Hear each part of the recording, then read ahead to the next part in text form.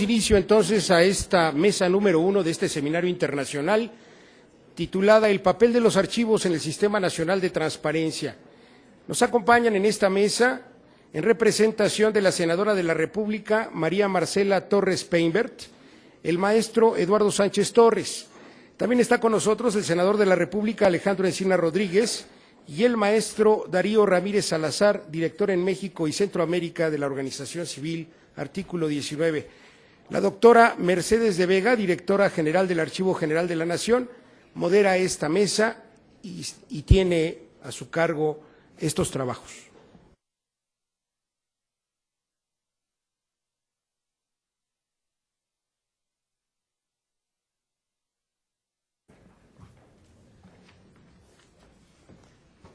A esta mesa que lleva por título El papel de los archivos en el Sistema Nacional de Transparencia. El desarrollo de esta mesa será el siguiente. Nuestros ponentes tendrán un tiempo de hasta por 22 minutos y al final de la mesa realizaremos una sesión de preguntas de un máximo de 15 minutos. Antes de concluir la mesa le haremos llegar al público las papeletas de las preguntas y le solicitamos que conserven el número de folio que se le ha asignado a cada papeleta, ya que las preguntas, por cuestión de tiempo, no se puedan contestar por los ponentes y posteriormente podrán ser con ese número de folio respondidas y publicadas en el micrositio de este seminario, el cual se encuentra disponible en el portal electrónico de la del INAI. Bien. Creo que vamos a dar inicio, sin más, a esta mesa en el siguiente orden. Le daremos primero la palabra al maestro Eduardo Sánchez Torres, quien es coordinador de asesores de la senadora Marcela Torres Peinbert, que por razones de urgencia imprevistas en su agenda no nos puede acompañar. Él es licenciado en Derecho por la Universidad Autónoma de Puebla, es maestro en Derecho por la UNAM y tiene un máster en Democracia y Parlamento por la Universidad de Salamanca. Le daríamos a él, en primer lugar, la palabra, después le daríamos la palabra al maestro Darío Ramírez Salazar, corrijo públicamente, cometí un error al mencionar su nombre hace un momento, y por último le daríamos la palabra al senador Alejandro Encinas. Por favor, adelante, tiene usted la palabra.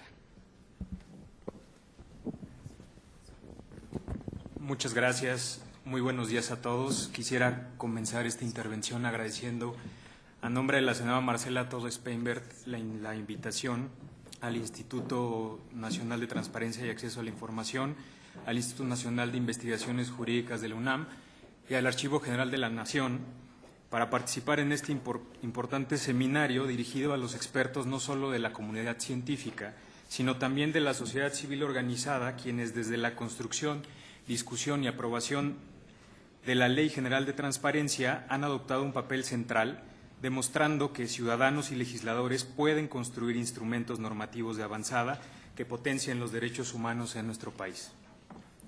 Saludo también a los integrantes de esta mesa, Mercedes de Vega Armijo, directora del Archivo General de la Nación, al senador Alejandro Encinas y a Darío Ramírez de Artículo 19, todos ellos aliados en esta lucha por la transparencia y la rendición de cuentas en nuestro país.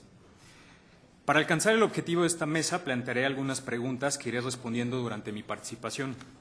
La primera es, ¿cuál es la importancia de un archivo para un país? La segunda, actualmente, ¿cómo se regula la información clasificada como confidencial en los archivos históricos? Y la tercera es hacia dónde queremos ir. Es decir, ¿qué necesitamos para potenciar el derecho de acceso a la información en un contexto de corrupción, impunidad, constantes violaciones graves de derechos humanos y delitos de lesa humanidad? Contestando la primera pregunta, ¿cuál es la importancia de un archivo para un país? Una casa sin cimientos y un árbol sin raíces equiparan a una nación sin memoria histórica. Y la memoria histórica de un país no es otra cosa que sus archivos. En un Estado democrático sin un archivo histórico no tiene sostén ni rumbo y está destinado, como el mito de Sísifo, a caminar eternamente al derrotero de lo idéntico. Quizás es nuestra falta de memoria veraz lo que nos ha empujado a cometer el mismo error una y otra vez.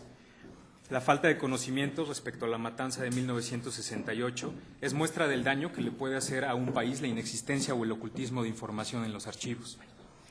En casos como este, los mexicanos no hemos podido cerrar ciclos por no tener a nuestro alcance la información necesaria para encontrar a los culpables, para hacer justicia, evitar la reparación, evitar la repetición y reparar el daño. Por otro lado, las víctimas no pudieron ejercer sus derechos de acceso a la justicia, la reparación y las garantías de no repetición, y los jóvenes no tenemos la posibilidad de conocer nuestra historia. Estas son algunas de las repercusiones a las que nos enfrentamos si no nos tomamos en serio el tema. Debido a ello, casi 50 años después, volvimos a sufrir una matanza de más estudiantes, y hoy siguen faltando 43. Para una nación, memoria y verdad se tornan entelequias sin la existencia de archivos construidos fiablemente, conservados y divulgados a toda la ciudadanía. Memoria, historia, verdad y rumbo son términos que solo se entienden como eslabones de una cadena de eventos consecutivos. Uno no es posible sin el otro. Sin archivos, el derecho a la información se nulifica. La reforma de transparencia al artículo 6º constitucional se neutraliza si no existe claridad sobre cómo se deben documentar los actos y la vida de estos documentos. Es importante considerar que si los sujetos obligados no tienen claro el proceso archivístico, poco es el alcance democrático que tiene el acceso a la información. Uno de los problemas de los archivos es que siempre se han visto como un tema aparte, sin embargo, sin archivos no hay acceso, no hay transparencia y, por lo tanto, no hay rendición de cuentas. Respecto a la segunda pregunta, actualmente, ¿cómo se regula la información clasificada en los archivos históricos? Hasta antes de la publicación de la Ley General de Transparencia y Acceso a la Información, la Ley Federal de Archivos establece en su artículo 27, como bien lo dijo la doctora Mercedes, que la información clasificada como confidencial conservará tal carácter por un plazo de 30 años a partir de la fecha de creación del documento que la contenga, o bien 70 años tratándose de datos personales que afecten a la esfera más íntima de su titular o cuya utilización indebida pueda dar origen a discriminación o conlleve un riesgo grave para éste. Estos documentos se identificarán como históricos confidenciales. El término archivo histórico confidencial es impreciso e incongruente. Me explico. Un documento histórico, de acuerdo a la Ley Federal de Archivos, es una fuente de acceso público. Es decir, la autoridad que generó el documento reconoce el valor del mismo y determina que debe ser del conocimiento de la sociedad, pues forma parte de su historia. Por su parte, la Ley Federal de Transparencia explica que la información confidencial refiere a los datos personales que hacen a una persona identificada o identificable y que para su publicidad se requiere el consentimiento de su titular, salvo en los casos en los que dicha información se encuentre en alguna fuente de acceso público. Ahí la contradicción. En ese sentido es que no se puede hablar al mismo tiempo de un archivo histórico que de un archivo confidencial, pues son conceptos contrarios. ¿Qué sucede en la práctica? Los sujetos obligados a documentar mantienen en su archivo de concentración documentos que han sido catalogados como históricos, privando a la sociedad de su acceso. Además, la gravedad se acentúa si pensamos que dichos documentos están sujetos a la clasificación de las mismas entidades que los generaron, que pudieron ser aquellas que cometieron, en su caso, violaciones graves o actos de corrupción. En resumen, se identifica el valor de un documento, pero quien lo custodia y puede dar acceso es quien tiene el interés de mantenerlo en secreto. Esto, además de ser un aliciente a la impunidad, impide a investigadores, historiadores y periodistas a desarrollar su tarea de informar. Por último, referente a la tercera pregunta, ¿hacia dónde queremos ir? Es decir, ¿qué necesitamos para potenciar el derecho de acceso a la información en un contexto enorme de impunidad, corrupción y constantes violaciones de derechos humanos y delitos de lesa humanidad? Para responder esta pregunta, abordaré también algunos retos a los que nos enfrentamos en la nueva Ley de Archivos. Es cierto que mucho dependerá de en qué términos se construya la Ley General de Archivos. Coincido que hay documentos que tendrán información confidencial, sin embargo, en cualquier caso es importante determinar el daño que causa su acceso a la privacidad de las personas, dígase víctimas, familiares, testigos, operadores de justicia. En relación con el interés público que reviste su conocimiento, ya lo ha dicho la Suprema Corte de Justicia, no es lo mismo la publicidad de información personal de los funcionarios públicos que tienen un espectro de privacidad menor que el de las personas individuales. Por ejemplo, los archivos de la Secretaría de Salud que contienen la política de planeación familiar en los años 60 pueden contener información específica sobre el tratamiento de algunos casos, situación por la cual dicha información en principio podría testarse, esto por contener datos personales de sujetos individuales que aún están vivos. Sin embargo, creemos que se deben hacer excepciones a esa confidencialidad y reserva de información.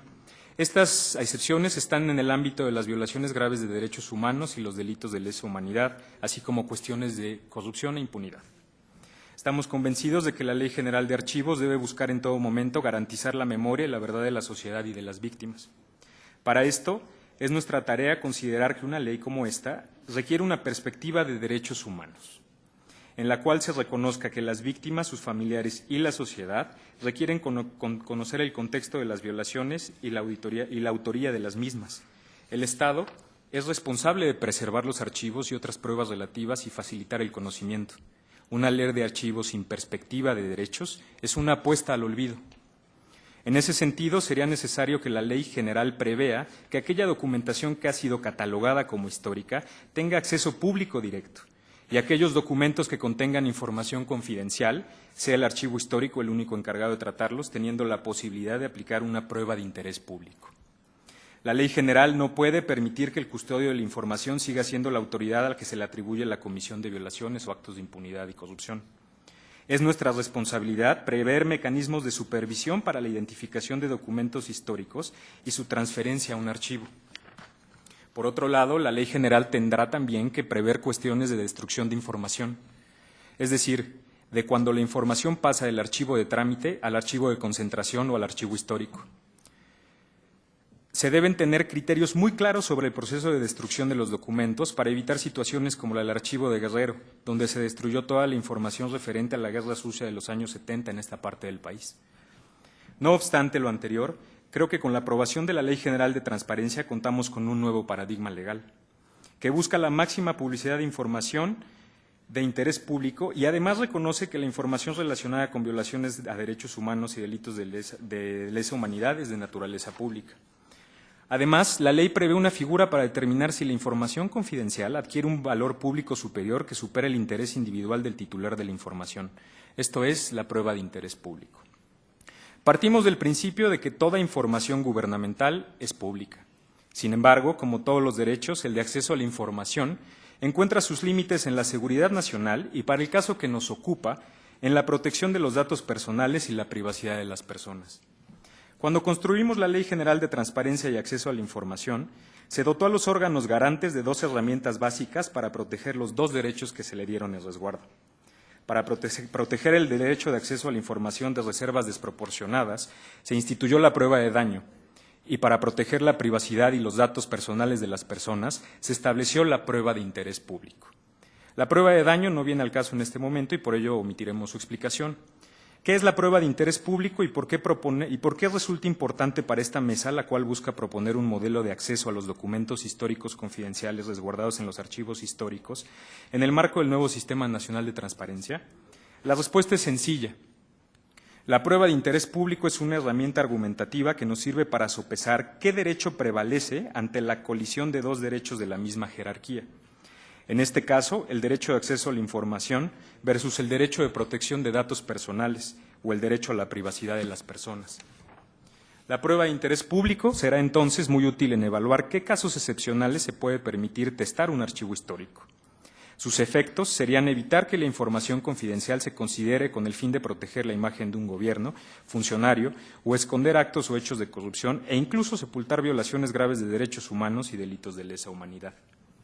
Recordemos que el umbral de protección de los servidores públicos es menor al de los particulares y su salvaguarda responde al interés público y así es relevante para el momento democrático que se vive. La Suprema Corte ya ha señalado que deben existir 3 condiciones para que subsista el derecho de acceso a la información frente a la protección de datos personales y a la privacidad de las personas. Conexidad, es decir, relación entre la información privada y un tema de interés público. Necesidad, es decir, si es relevante para el momento democrático que se vive, y proporcionalidad de la invasión a la privacidad. Será necesario que al momento de ir construyendo el nuevo Sistema Nacional de Transparencia se parta de que todo archivo histórico es de naturaleza pública y su consulta es irrestricta. Eventualmente, el Archivo General de la Nación podrá aplicar en casos excepcionales pruebas de interés público para determinar si debe prevalecer la consulta irrestricta o una versión testada de los documentos en específico. Esto es un estudio caso por caso de los documentos que están en el archivo. Con la legislación general de transparencia podemos ir ya construyendo un modelo de acceso a los documentos históricos resguardados en archivos históricos, partiendo del principio de que todo documento es de naturaleza pública. Creo que el Sistema Nacional de Transparencia puede tomar como ejemplo el Archivo Histórico de la Policía Nacional de Guatemala, el cual se ha encargado de resguardar, conservar, custodiar el acervo documental de la hoy extinta Policía Nacional de aquel país. Algunos datos relevantes del archivo guatemalteco: está compuesto por aproximadamente 80 millones de folios, posee una importancia histórica, cultural y científica que garantiza la evolución jurídica y administrativa de la Policía Nacional, forma parte de la memoria colectiva de la nación guatemalteca, tiene como fin conservar dichos documentos como parte del patrimonio histórico de Guatemala en condiciones que aseguren su integridad en función de ponerlo a disposición de la sociedad. Si analizamos esta plataforma desde una perspectiva de derechos humanos, observaremos que su importancia reside en que ésta permite investigar, con base en los documentos de la policía, el periodo correspondiente al conflicto armado interno en Guatemala. Esta plataforma garantiza el acceso libre a documentos digitalizados del Estado, así los ciudadanos están en posibilidad de ejercer su derecho a conocer la verdad. La plataforma ayuda a la recuperación de la memoria histórica y política, potencia las posibilidades de conocer la verdad en el contexto de un conflicto armado, el acceso a la justicia en crímenes de lesa humanidad y, por último, fomenta la no repetición de estos actos que son gravísimos para una sociedad democrática. Observemos los principios contra la impunidad que establecen parámetros progresivos en términos de memoria y verdad. Privilegiemos la máxima publicidad y no resguardemos la imagen de ningún gobierno. No escondamos actos de corrupción y generemos confianza ciudadana con información histórica clara, veraz y a la mano. Muchas gracias.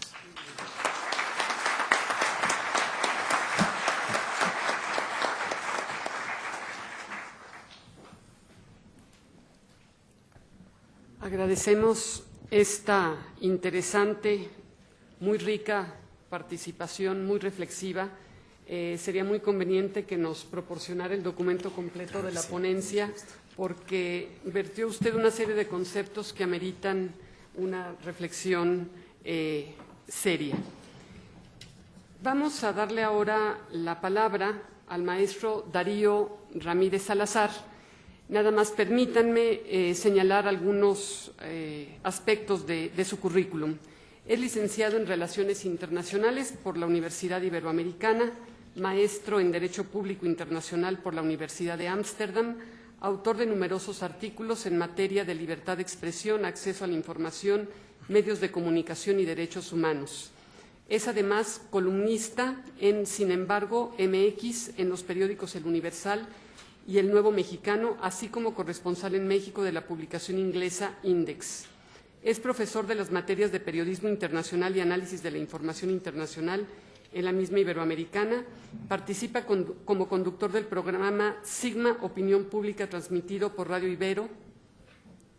El maestro Darío Ramírez fue director general adjunto de la Unidad de Promoción y Defensa de los Derechos Humanos de la Secretaría de Gobernación y, previo a su trabajo en esta secretaría, realizó trabajo humanitario en la Oficina del Alto Comisionado para Refugiados de las Naciones Unidas en El Salvador, Honduras, Cuba, Belice, República Democrática del Congo y Angola.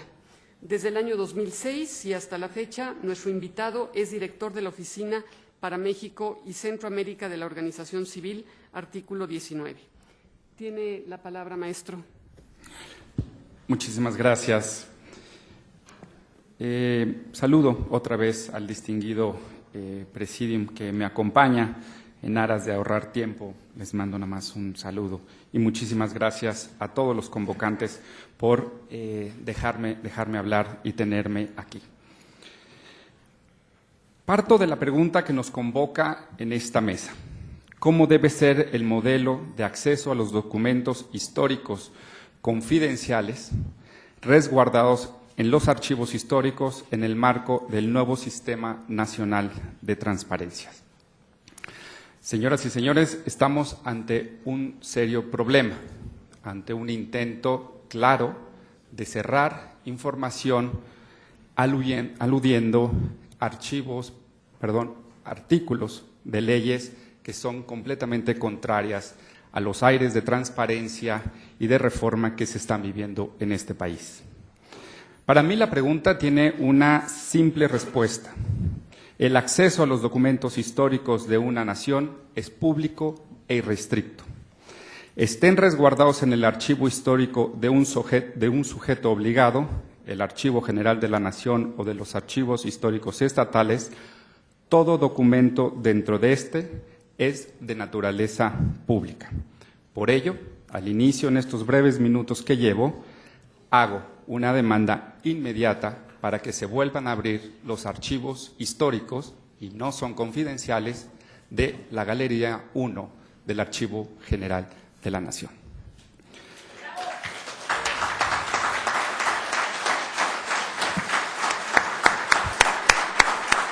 Ahora,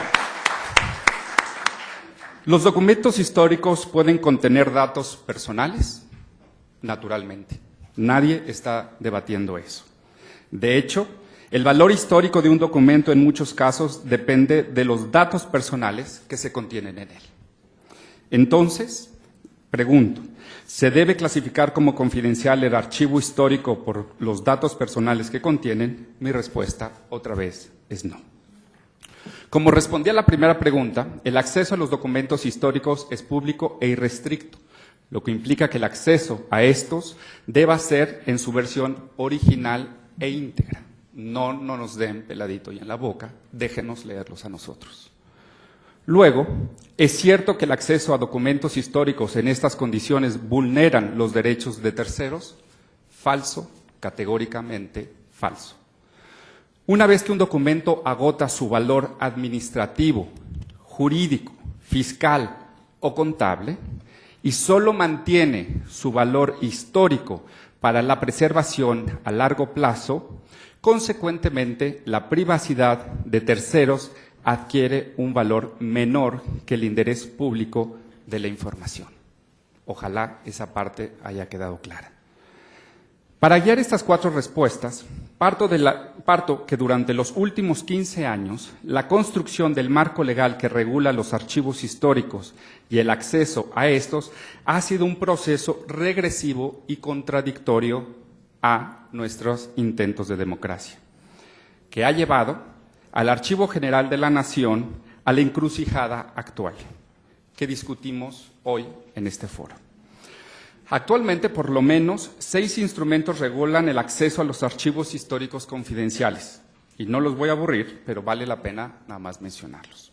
La Ley Federal de Transparencia, la Ley Federal de Archivos, la recién aprobada Ley General de Transparencia, 2 lineamientos. Los lineamientos para la apertura de los archivos, expedientes e información que fueron transferidos al Archivo General de la Nación, publicados en 2012, y el procedimiento para la atención de solicitudes acordado entre el Archivo General y el antiguo IFAI en 2012. Y finalmente, el acuerdo presidencial que ordena la transferencia de diferentes archivos fechado en 2001.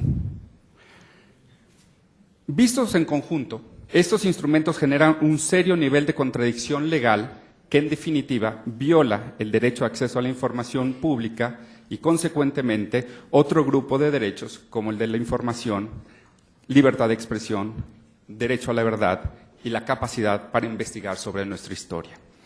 No sobra señalar que todas estas garantías individuales y colectivas son esenciales para un Estado de Derecho. No podremos hablar de democracia si los gobiernos siguen pugnando por el desconocimiento de la historia y de nuestras instituciones. En efecto, la contradicción legal a la que me refiero incluye antinomias claras. Por ejemplo, y no cito porque ya lo dijo Eduardo, el artículo 4 de la Ley Federal de Archivos que dice que los archivos son fuente de acceso público. O el artículo 18 de la Ley Federal de Transparencia que establece que no se considerará confidencial la información que se halle en fuentes de acceso público. O el artículo 120 de la Ley General norma que no se requerirá el consentimiento del titular de los datos personales cuando la información se encuentre en fuentes de acceso público. Por favor, señores legisladores, regulen y armonicen todos estos artículos, que verdaderamente es un galimatías jurídico. Por lo anterior, resulta claro que no se podrá considerar confidencial a la información que se encuentre en un archivo histórico, como lo he señalado. Aún así, la Ley Federal de Archivos introduce abruptamente el concepto, desde mi punto de vista, aberrante de archivos históricos confidenciales. Ojo, ¿cómo llegamos ahí? ¿Cómo llegamos a este lacerante artículo? Yo creo, una vez más, que hay que señalar quiénes fueron y por qué fueron que incluyeron ese artículo. Está claro que el derecho a la información no requiere interés alguno para su ejercicio. Al respecto, la Constitución, las leyes generales y federales de acceso determinan, y cito, toda persona sin necesidad de acreditar interés alguno o justificar su utilización tendrá acceso gratuito a la información pública. Y aquí regresamos a las aberraciones de esta ley. Sin embargo, los lineamientos para la apertura de los archivos, expedientes, bla, bla, bla, bla, del Archivo General de la Nación, publicados en 2002, como el de procedimientos antes citado, cito, condicionan el acceso a los archivos históricos, pues el usuario debe justificar la utilización de la información indicando el objeto de su investigación. Artículo 3 de los lineamientos, y además obligando que ésta sea relevante para el país. Y no estoy bromeando, ahí está. Paso 4 del documento de procedimientos. Algo similar sucede en la relación con la reproducción. Los lineamientos citados obligan a que solo pueda reproducirse esta en copias certificadas, situación que viola flagrantemente el principio de gratuidad del derecho de acceso a la información. Además de lo anterior, esta contradicción normativa, perdón la redundancia, contradice también estándares internacionales y jurisprudencia interamericana, que debe ser observada. Por ejemplo, el artículo 27 de la Ley Federal de Archivos establece que los documentos históricos confidenciales, como que me sale algo cada vez que leo eso, permanecerá en el archivo de concentración de los sujetos obligados.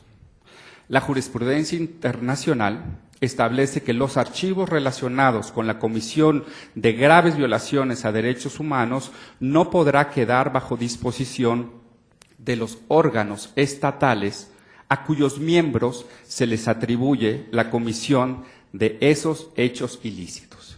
Y aquí cito a colegas periodistas que recurren a la Galería 1 y dicen que el CISEN está a cargo de dar la información y resguardar estos archivos. Vaya, dejemos el mito urbano, sepamos si están ahí y si están ahí, que se vayan inmediatamente. En este sentido, es sumamente preocupante que la Ley Federal de Archivos y su reglamento declaren como sujeto obligado responsable de la información a las autoridades que se han visto involucradas con hechos atroces del pasado, como es el caso del Centro de Investigación y Seguridad Nacional, heredero de la Dirección Federal de Seguridad y la Dirección General de Investigaciones Políticas y Sociales, o de la Sedena, entre otras instituciones. A partir de estos ejemplos, creo que podemos ver elocuentemente que uno de los problemas que tenemos que combatir ante la ley general venidera es la armonización legal y la técnica legislativa. Una ley que devenga de la reforma constitucional de transparencia no puede seguir desvinculada del acceso a la información. De otra manera, el Archivo General de la Nación estará obligado a observar instrumentos legales que se contradicen entre sí, abriendo espacios de preocupante opacidad. Artículo 19. Ha tenido conocimiento y ha presenciado negativas a la consulta directa de los archivos alojados en la Galería 1, en las que el personal del Archivo General argumentan que solo procede el acceso a través de solicitudes en el portal de Infomex. Siguiendo esta instrucción, nos dimos a la tarea de ingresar solicitudes relacionadas con expedientes muy bien identificados y la paradójica respuesta es que solo procede el acceso a estos bajo la modalidad de consulta directa en las instalaciones del Archivo General de la Nación. Previa acreditación, una vez más, del interés legítimo que sustenta la consulta. Es decir, señoras y señores, no basta con decir quién soy, tengo que justificar la búsqueda de esa información. Una innegable contradicción en perjuicio de la libertad de información. Desafortunadamente, hemos constatado que este escenario no es aislado y, por el contrario, se repiten las experiencias de periodistas, investigadores y familiares de víctimas en el marco de la guerra sucia. Basta con echar un vistazo a diferentes publicaciones en diarios y revistas en las que se denuncia la preocupación que hoy compartimos. Me refiero a La Jornada, El Universal, MX, entre muchos otros. En concreto, creo que el problema se centra en 2 puntos. Primero, la Ley Federal de Archivos reguló un ámbito que no era de su competencia, el acceso a la información. Segundo, las leyes federal y general de acceso dan la misma fórmula de acceso al archivo en trámite, al archivo de concentración y al archivo histórico de los sujetos obligados, sin las excepciones debidas para este último. Intentaré explicarme. 1. Los archivos históricos son repositorios de documentos públicos llamados a su conservación y gestión con la finalidad de permitir su consulta libre. Ahí la paradoja. Un archivo histórico es aquel cuya conservación ya ha sido determinada como de interés público. En este sentido, la consulta a los archivos históricos se asemeja más al acceso a una biblioteca que al acceso que se tiene de los archivos de uso cotidiano de una autoridad. En concordancia con esto, el artículo 26 de la Ley Federal de Archivos establece que el acceso a los documentos de los archivos históricos de los sujetos obligados se efectuará conforme al procedimiento que establezcan los propios archivos. No obstante, el problema radica en que esta no es materia central de una Ley Federal de Archivos, la cual debe limitarse a un modelo de gestión, organización, conservación y transferencia de archivos en posesión de las autoridades. Que no nos digan qué podemos y qué no podemos ver. En este sentido, considero que es la ley general y las leyes federales y estatal de acceso las que tienen que contemplar esta excepción. 2.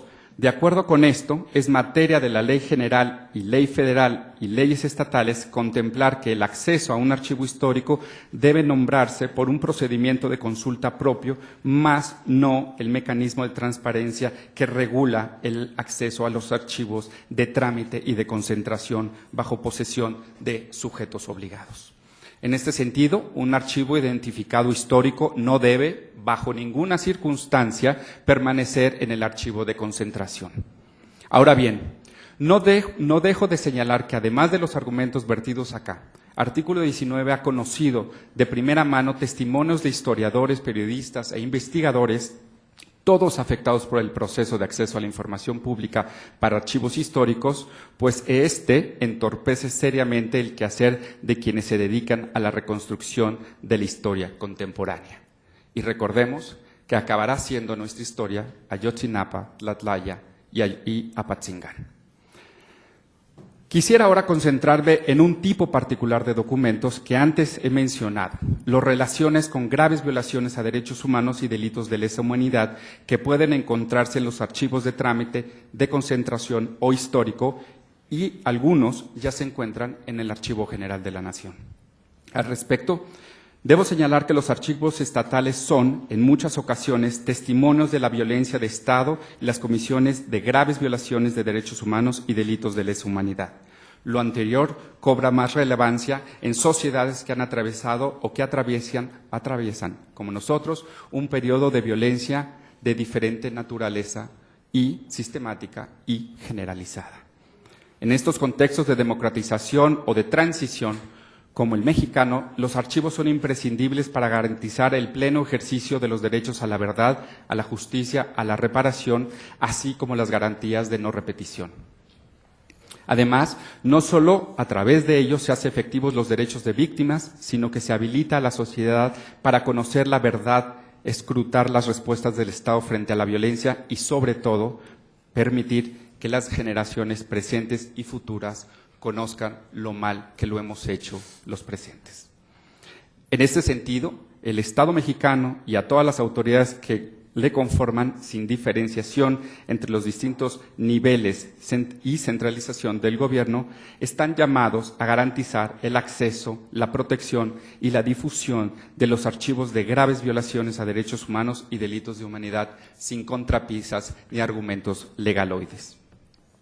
Esta obligación no es ajena del deber de recordar de los Estados enmarcados en los principios para la lucha contra la impunidad de las Naciones Unidas. Otro antecedente del sistema universal de los derechos humanos han reconocido la importancia de los archivos. El Consejo de Derechos Humanos, por ejemplo, llamó a los Estados a crear una política archivista nacional que garantice la preservación de estos.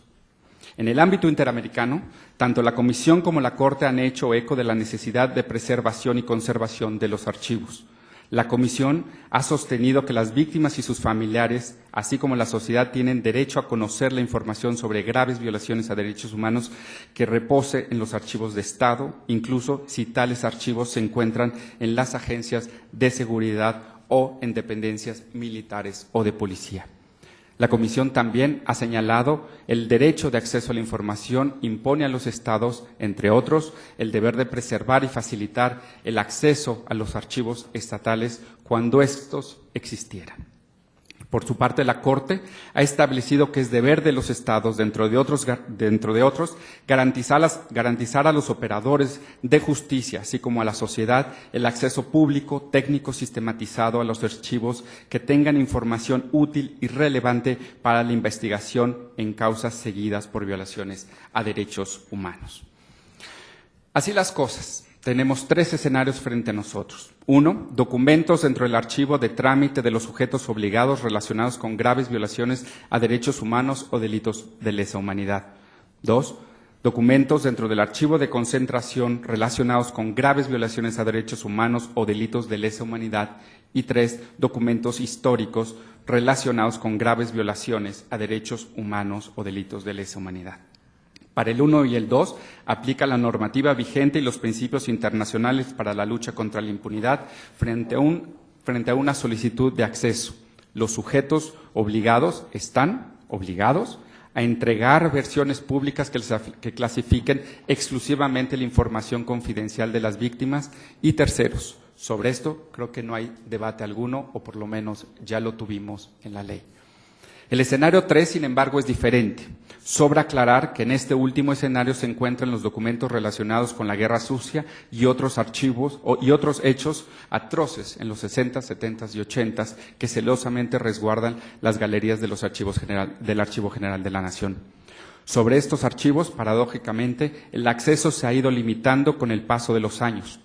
Pasamos del acuerdo presidencial de 2001 a que 15 años después estemos frente a una ley federal de archivos que clasifican los archivos hasta, y no es chiste, por 70 años. En relación con esto, no puedo dejar de señalar la preocupación del Estado mexicano por la privacidad de terceros. Y ahí está la ley y tenemos que avanzar mucho en este sentido y entenderlo bien, pero no en detrimento del derecho a conocer y a saber sobre nuestra historia. De cualquier manera, retomo mi argumento inicial para cerrar. El acceso a los documentos históricos de una nación es público e restricto, incluido los documentos históricos que contengan datos personales, pues una vez un documento agotado su valor, otra vez administrativo, jurídico, fiscal o contable, y pasa a ser archivo histórico, agota también el valor presente de aquellos datos personales. Y por tanto, la posibilidad de que su difusión vulnere la privacidad de terceros. Muchas gracias.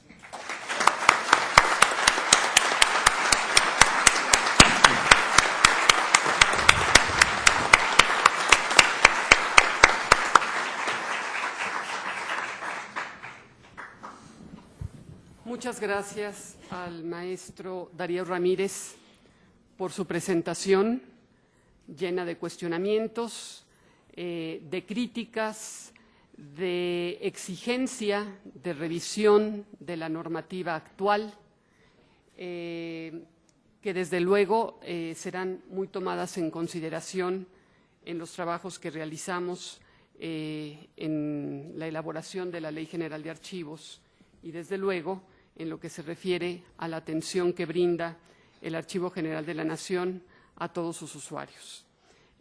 Damos la palabra al senador Alejandro Encinas para que nos ilustre, como lo ha hecho en otras ocasiones, sobre el quehacer de la archivística. Pasa ya, muy bien.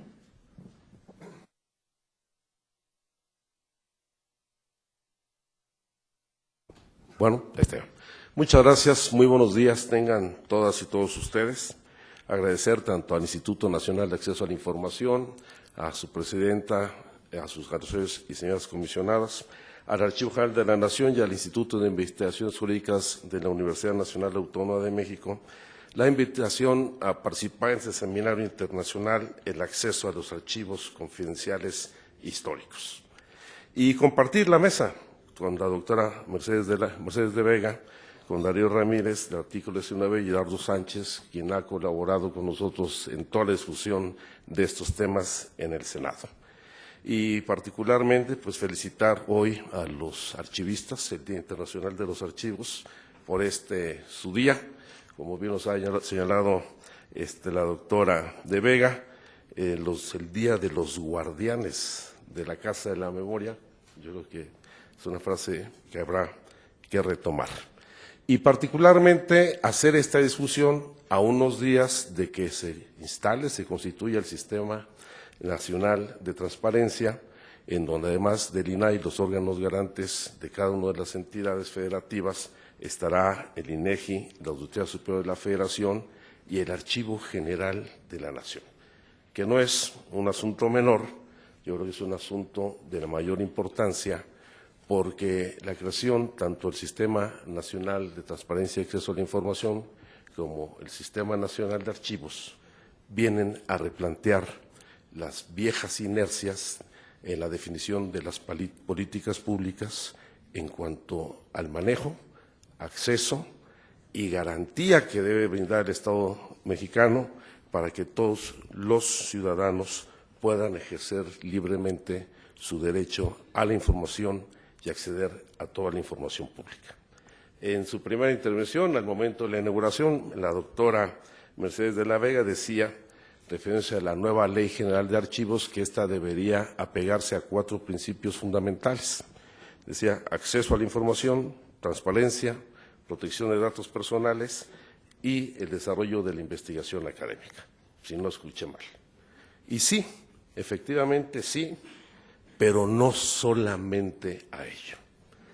Yo creo que el eje rector, la columna vertebral de lo que habrá de ser la nueva Ley General de Archivos debe ser el garantizar el derecho de los ciudadanos y las ciudadanas mexicanas a la memoria, a la verdad y acceder sin ninguna restricción a toda la información pública histórica y actual.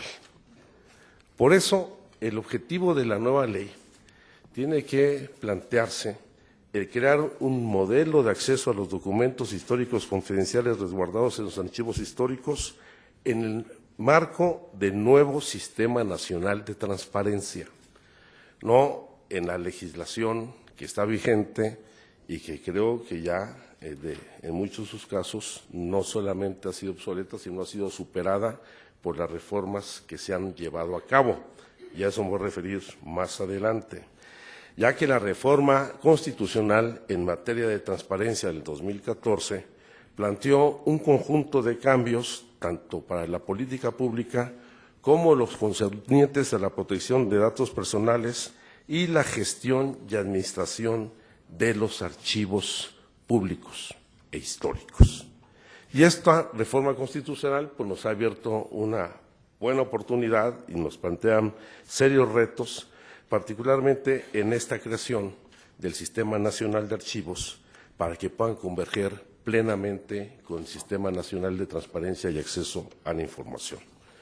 Por ello, consideramos que ya la reforma constitucional ha ampliado el marco jurídico vigente y ha empezado a definir cómo debe establecerse la organización y funcionamiento de los archivos.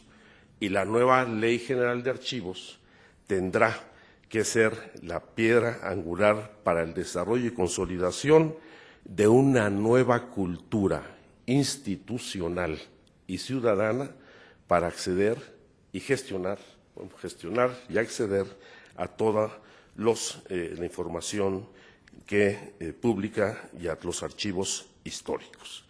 Y este es, antes que nada, un tema político de la mayor prioridad. En muchas ocasiones, la discusión en materia de archivos siempre se ha querido vincular a asuntos de carácter técnico, que los hay y que son muy importantes, que tienen que ver desde asumir que los archivos se entienden como el archivo muerto y que está lleno en las bodegas de las dependencias gubernamentales, están en el abandono, en el pleno desorden, no tienen ninguna sistematización, no se les allegan ningún tipo de recursos, y en algunos casos no solamente hay archivos inexistentes, sino que de manera deliberada se pierden o se destruyen documentos públicos fundamentales. ¿Por qué? Porque este no es un asunto estrictamente técnico.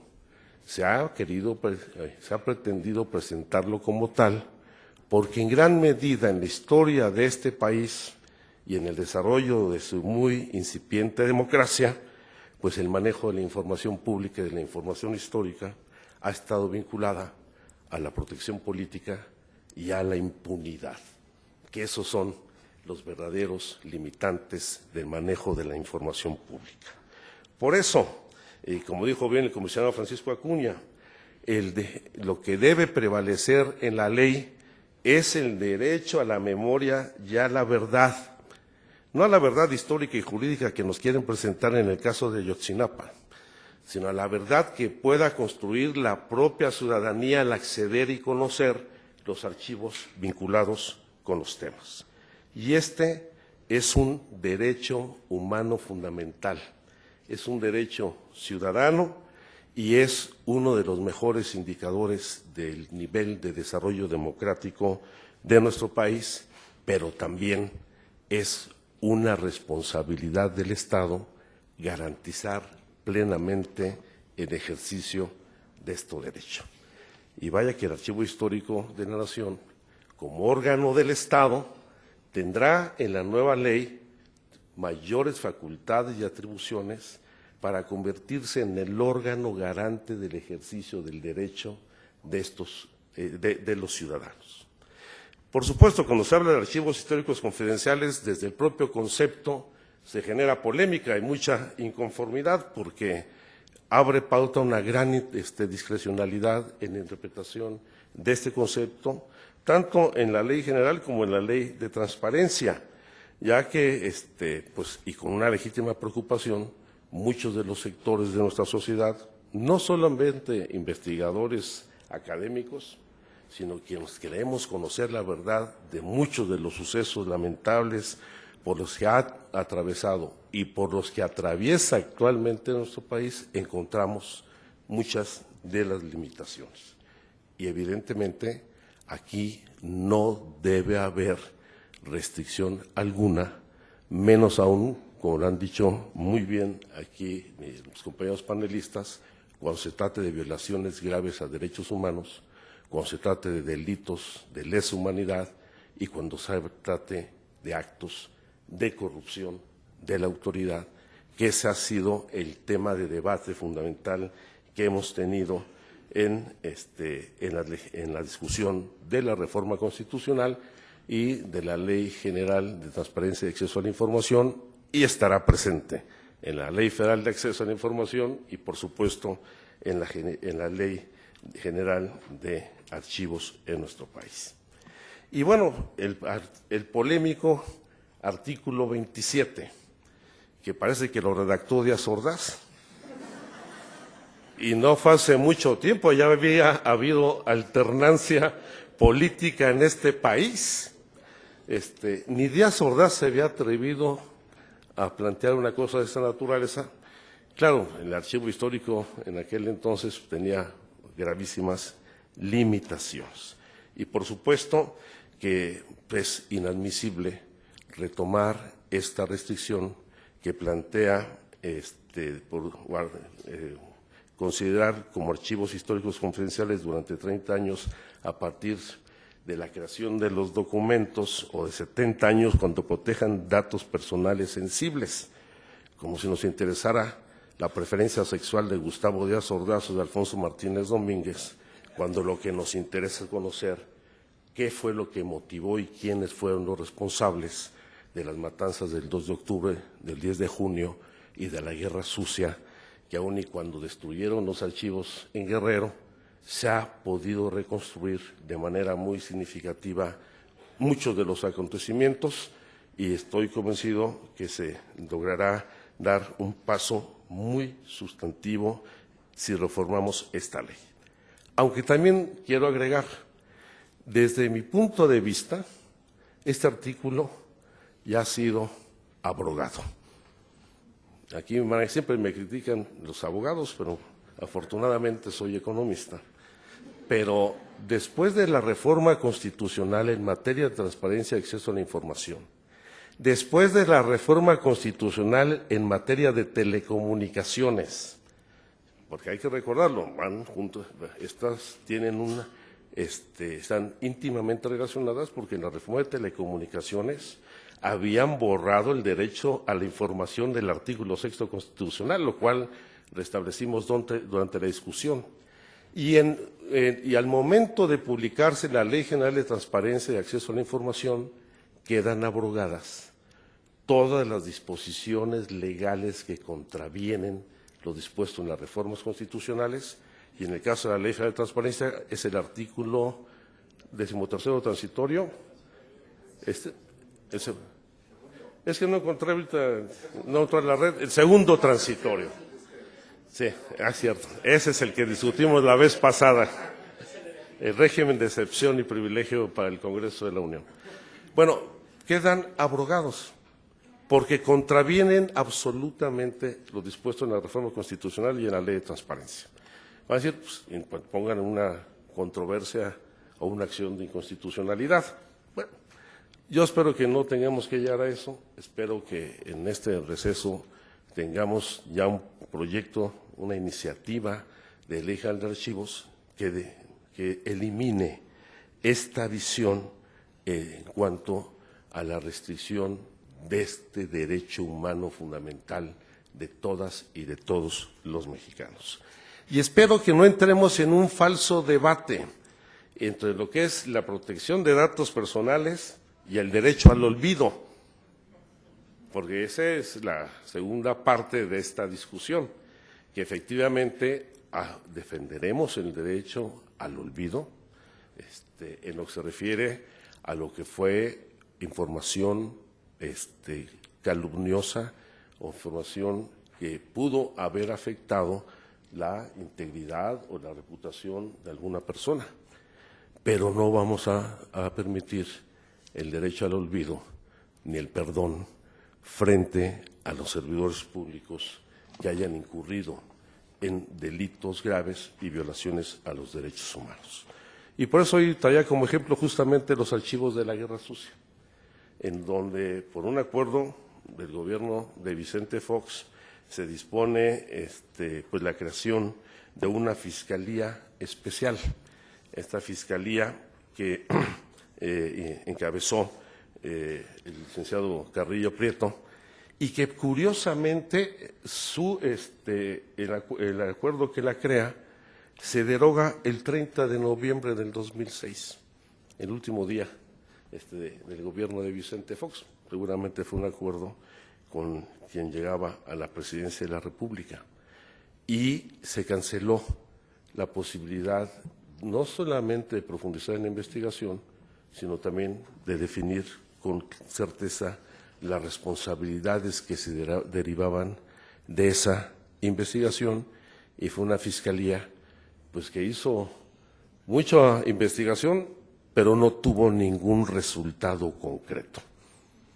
No hubo definición ni deslinde de responsabilidades, ni castigo a los presuntos responsables que la propia Fiscalía identificó. Yo estoy por eso convencido, aquí ya lo han señalado mis compañeros, de que nosotros tenemos que dar un paso sustantivo en la nueva Ley General de Archivos, no solamente para que la información se preserve, se sistematice, se utilicen los medios digitales, electrónicos más modernos para su conservación, sino en primer lugar para garantizar que toda la información sea de carácter público. Y el objetivo fundamental debe centrarse en esos temas. Porque como lo hemos visto, justamente a raíz de la experiencia que hemos tenido en el manejo de los archivos de nuestro país, son muchas las aristas en este debate. Desde cómo se concibe de manera equívoca los archivos históricos como confidenciales, lo dijo muy bien Darío, son públicos, esto debe ser absolutamente públicos, porque inhiben la investigación histórica, inhiben el derecho a la verdad y la impartición de justicia, cae en el riesgo que implica la pérdida de la memoria histórica, se alienta la cultura del secretismo, se alienta el burocratismo para acceder a la información histórica, pero, vuelvo a decirlo, limita el ejercicio de un derecho humano fundamental, que es el derecho a la información y el derecho a la memoria histórica y a la verdad.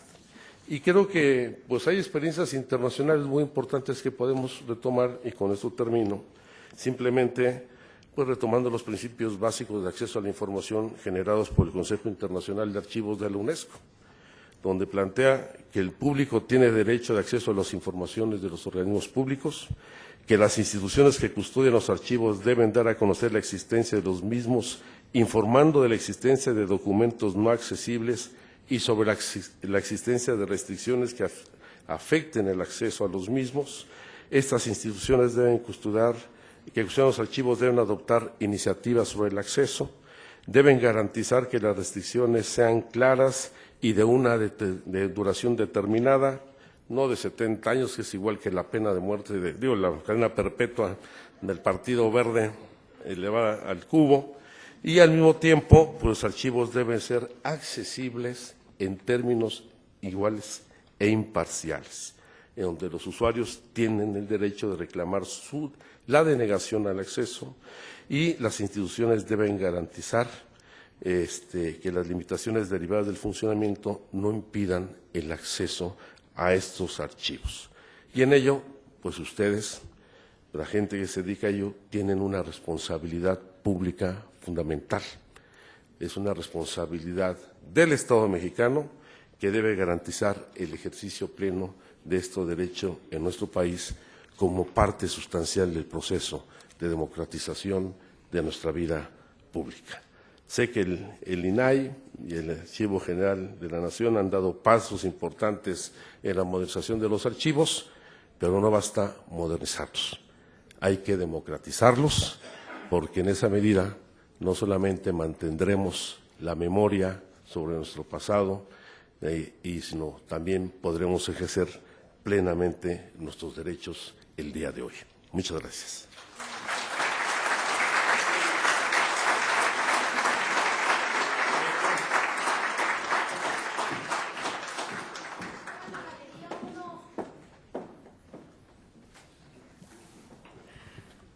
Muchas gracias al senador Encinas por su participación. Y permítanme, en primer lugar, señalar la importancia de esta mesa, de este seminario, de foros previos que hemos tenido en donde se ha discutido temas que nos reúnen a todos el día de hoy, pero sobre todo en lo particular, celebrar el hecho de que hoy estemos discutiendo de esta manera el quehacer de los archivos. Lo decía yo en un foro previo aquí en el INAI. En el Sistema Nacional de Transparencia, la pata más débil, el soporte más débil son los archivos. Y realmente me da mucho gusto que estén cobrando la importancia que siempre han tenido, pero que se esté reconociendo esa importancia ineludible que tienen, por un lado, en un sistema nacional de transparencia, pero también, como se ha apuntado aquí en las tres participaciones, y lo señalé yo como conclusión en mi presentación, el tema de la relación entre archivo, memoria y verdad. Es un tema, es un trinomio indisoluble y justamente el que estemos reunidos el día de hoy aquí permitirá que ese soporte más débil del sistema, que son los archivos, lo reitero, pueda fortalecerse.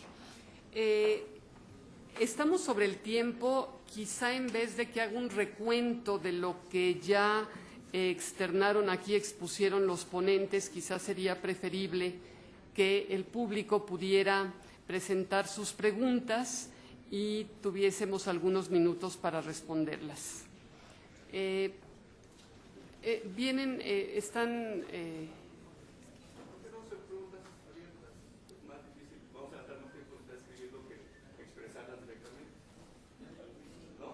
Ya tenemos aquí algunas, ya están aquí algunas, si se pueden.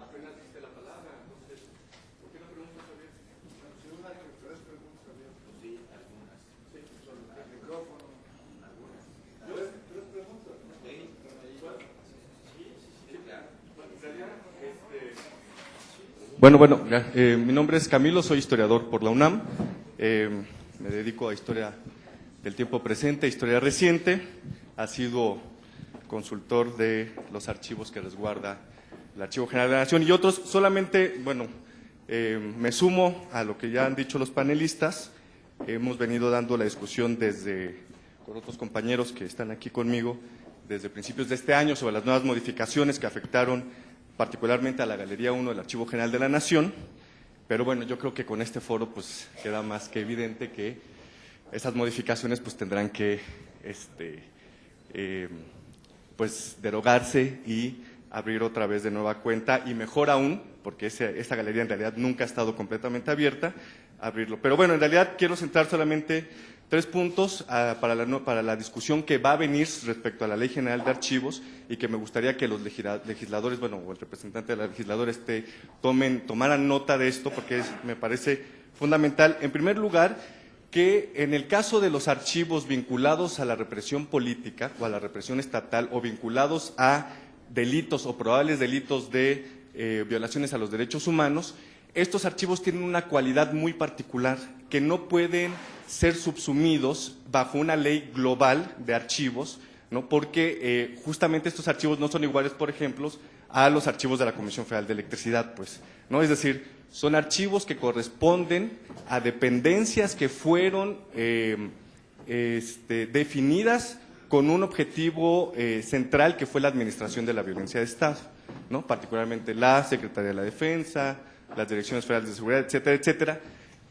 Pero esta legislación, me parece, o esta reglamentación, también tiene que alcanzar a los archivos, porque no solamente las dependencias federales se ocuparon de la represión del Estado, también las dependencias municipales o de los estados, como las policías estatales o las policías municipales, a lo largo pues de 40 años en este país. Entonces, me parece necesaria la reglamentación, una reglamentación particular de los archivos vinculados a la represión política en los 3 órganos, en los 3 niveles de gobierno. Segundo, que también esta nueva reglamentación considere realizar un censo sobre estos archivos. No sabemos cuántos archivos estrictamente hay vinculados a la represión estatal en el país. Constantemente solo se mencionan 3, ¿no? La Sedena, DFS e IPS, pero no fueron los únicos, ¿no? En todos los estados hubo dependencias, policías secretas, cuerpos especiales de las policías judiciales, y todo eso lo hemos conocido, la gente que nos dedicamos a la investigación, pero también, por ejemplo, por lo que sacó el informe de la Fiscalía Especial, que no se publicó oficialmente, y el reciente informe de la Comisión de la Verdad de Guerrero. Entonces, es necesario realizar un censo sobre este tipo de archivos a nivel nacional para poder reglamentar su acceso, ¿no? Y finalmente, yo creo que, ya el senador Encinas lo ha mencionado muy bien, pero sí habría que hacer un compromiso claro de derogar o abrogar o eliminar el artículo 27 y el artículo 26 y 28 de la Ley Federal de Archivos, que son lesivos al derecho a la verdad y más aún a la posibilidad de justicia que muchas familiares de víctimas han estado esperando por mucho tiempo. Bueno, gracias.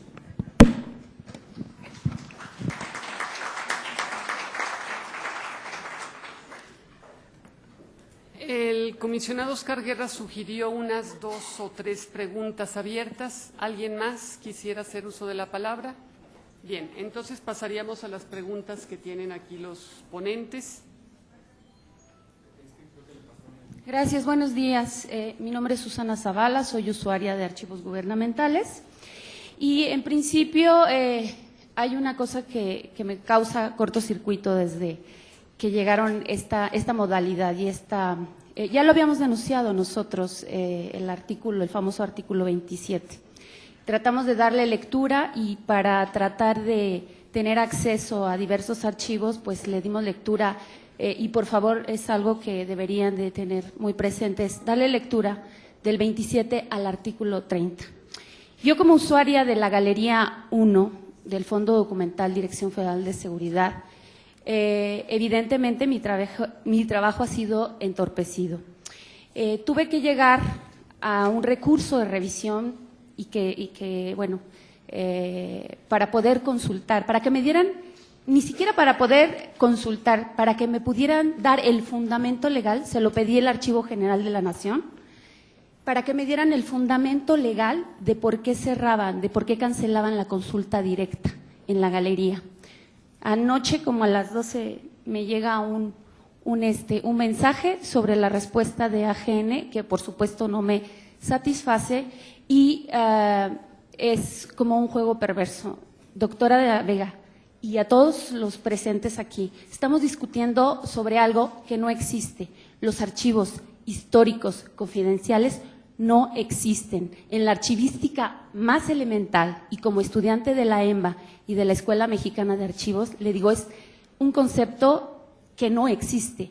No hay un solo archivo en todo el mundo, porque me he quemado las pestañas revisando con esta categoría. En el mundo no existen los archivos históricos confidenciales, que por cierto, en el nombre del seminario de esta ocasión, le invierten el nombre a archivos confidenciales históricos, ninguna de las dos modalidades. Senador, en su caso, yo he podido consultar justamente en esta galería su expediente personal. Ojalá que me dé en este instante su consentimiento explícito para seguir revisando ese expediente frente a la máxima autoridad de AGN. Gracias.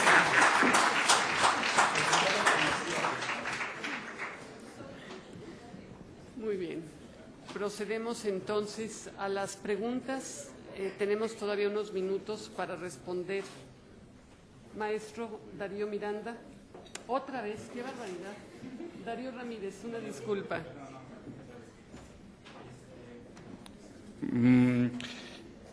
Tengo una pregunta sobre, dice, ¿cuál sería su opinión sobre el derecho de protección de datos, específicamente cuando el titular de los datos solicita la cancelación y esta procede justamente cuando concluye la vigencia documental? A ver si le entiendo, y también la otra pregunta tiene que ver. Fue un buen debate el que tuvimos en la ley, y creo que, como lo decía el senador Encinas, este proceso ya practicado, yo creo que sería muy interesante, senador, volver a retomar esa misma metodología. Con gusto estamos muchos historiadores, periodistas y personas de la sociedad civil. Creo que podríamos hacer un buen equipo de trabajo. Lo mencionaba Eduardo, creo que los datos personales lo voy a poner muy burdamente, no hay que tenerles miedo. Creo que hay suficientes metodologías, test, exámenes, como le quieran llamar, para garantizar este derecho fundamental y al mismo tiempo garantizar el acceso a la información. Las reservas, las confidencialidades, recordemos, son la excepción. lo mismo que los datos personales, y en qué contexto se revisan esos datos personales, evidentemente tiene que ver con la pregunta de cuándo, digamos, tienen o no vigencia estos datos. En términos de los archivos, creo que he sido claro, todos mis compañeros también lo han sido claro. En el otro, creo que hay todavía un debate y mucha práctica por hacer cuando los datos personales vigentes, de funcionarios vigentes, ¿no?, están al debate. Y creo que hay muchas veces que hay que ser muy celosos y otras, evidentemente, abrir esos mismos datos. Esas son las preguntas. Muy bien, maestra. ¿Tiene usted? No recibió ninguna pregunta. Senador, por favor. Hay una que no venía preparado para ello. Dicen que si estaríamos dispuestos a abrir a dominio público y de libre consulta todos los archivos que tienen que ver con la construcción de los segundos pisos. Esa es pública desde hace muchos años, desde hace por lo menos 10 años, 11 años es pública y la encuentran en el sitio www.fimevic.df.gov.mx/documentos transparencia, /contratos, /obras, /documentos, _obras públicas.pdf. Al que le pidió, aquí está. Yo sé que es muy largo esta cosa, pero es pública esta información, la encuentran en Internet. Sobre los censos, yo creo que urge tener un catálogo de todos los archivos, más un inventario, no solamente el censo, y sistematizado, tiene que estar en la ley para que todos los documentos, ya sean asuntos políticos o de carácter técnico, de desempeño de algunas paraestatales o instituciones del Estado, puedan sistematizarse y poder no solamente conocer dónde se encuentran, sino poder cruzar la información. Más si se digitalizan, el intercambio de archivos va a ser mucho más fácil. En el caso de Susana Zavala, por supuesto que doy mi anuencia, nada más le voy a pedir, por favor, que me pase una copia. Yo creo que hay que hacer público toda la información, aquí está la directora, doy plenamente mi anuencia para que haga la investigación sobre mi expediente. Ha de ser muy chiquito, pues ahí casi nunca nos han investigado. Como hay que hacer, y efectivamente hay mucha información dispersa en todos lados. Y yo os voy a poner un ejemplo, porque a mí esto de hacer transparencia no me cuesta ningún trabajo. Nosotros hicimos públicos, por eso de los asuntos políticos y cómo muchas dependencias estuvieron involucrados en ellos, en las policías de los estados, etcétera, cómo a los halcones se les pagó desde el sistema de transporte colectivo en el metro.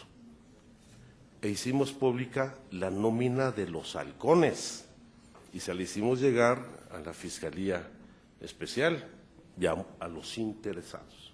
Como también hicimos pública toda la información que estaba resguardada en Santa Marta, Catitla, de quienes estuvieron presos en Lecumberri durante el 68 y antes.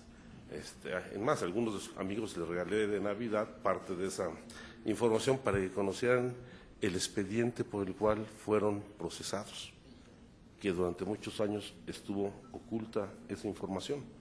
Como por ahí también tenemos el resultado de la Fiscalía Especial que clausuraron y que me dio un resguardo por aquello de que se requiera alguna, pues una información que en su oportunidad esperemos que no sea necesario, pero que el archivo la haga pública.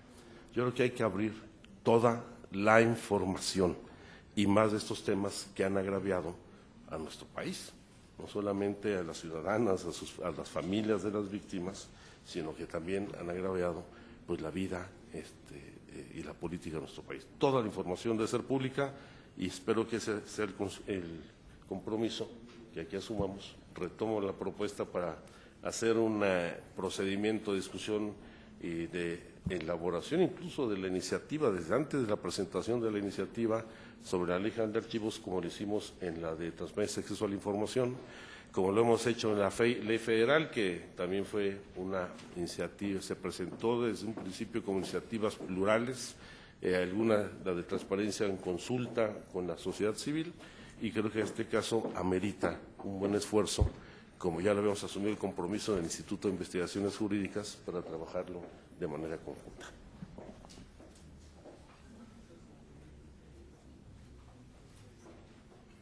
Dice que para el cual se tiene previsto emitir la Ley de Archivos en el próximo periodo de sesiones. En estos días nos reuniremos con la señora directora del Archivo General de la Nación. Irá un grupo plural de senadoras y de senadores para que en el receso presentemos ante la Comisión Permanente la iniciativa y en las primeras semanas se dictamine y estemos en tiempo para que esté vigente este mismo año la nueva ley. Muy bien. Pues no me queda más que agradecer a nombre del INAI, del Instituto de Investigaciones Jurídicas de la UNAM y del Archivo General de la Nación, la participación de todos ustedes, las ricas intervenciones, sesudas intervenciones de los tres ponentes y pedirles su asistencia en la siguiente mesa. Muchas gracias.